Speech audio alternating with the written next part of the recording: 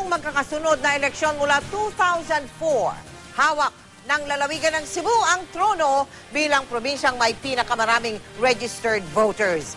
Mahigit 2.2 milyon ng mga botanteng Cebuano. Halos 5% yan ng kabuuang rehistradong botante sa buong bansa.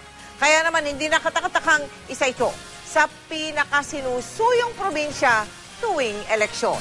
Pati mga lokal na kandidato nga, kanya-kanyang diskarte para masungkit ang pinakasamasam na boto. Mula sa Cebu nakatutok live, si Nico Sereno ng GMA Cebu. Nico. Mel, sa formal na pag-arangkada ng campaign period para sa mga local candidates, iba't ibang paraan ng pangangampanya ang ginawa. Sa lungsod ng Mandaue, binuksan ng Liberal Party ang kanilang kampanya sa pangunguna ni Junjun Davide na tumatakbong gobernador at ni Agnes Magpale, kandidato sa pagka-vice-gobernador ng probinsya ng Cebu. Pagkatapos, nag-motorcade ang mga LC candidates sa mga pangunahing lansangan ng Mandaue. At nakatakda rin lumibot sa Bugos City, Pinamungahan, Santander at Talisay City.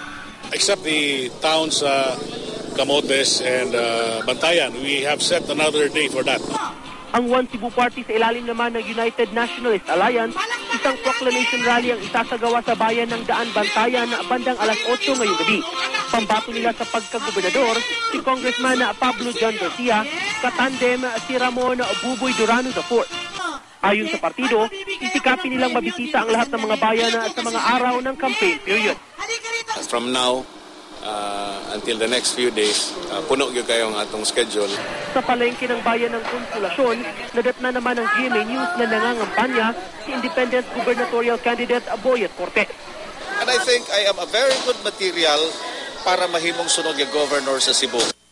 Ang isa pang independent gubernatorial candidate na si Hermelito Bulala, paplanuhin pa raw muna ang kanyang kampanya. Kahapon nitong linggo ng pagkabuhay, sinimulan din ni independent vice gubernatorial candidate Glenn Soco ang pangangampanya sa pamamagitan ng pagdalo sa misa sa St. Joseph Church at motorcade sa mga daan sa lungsod ng Mandaue. Samantala sa Cebu City, parehong sinimulan ng Bando Osmeña Pundok Kauswagan o BOPK at Team Rama ang pangangampanya sa mga kawani ng Cebu City Hall. Kabilang sa mga inaabangang laban ay ang congressional race sa North District.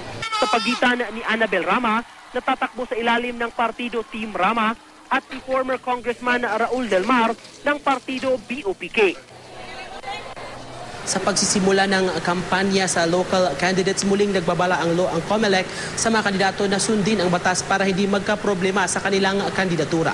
Mel? Maraming salamat sa iyo, Nico Sereno ng GMA Cebu.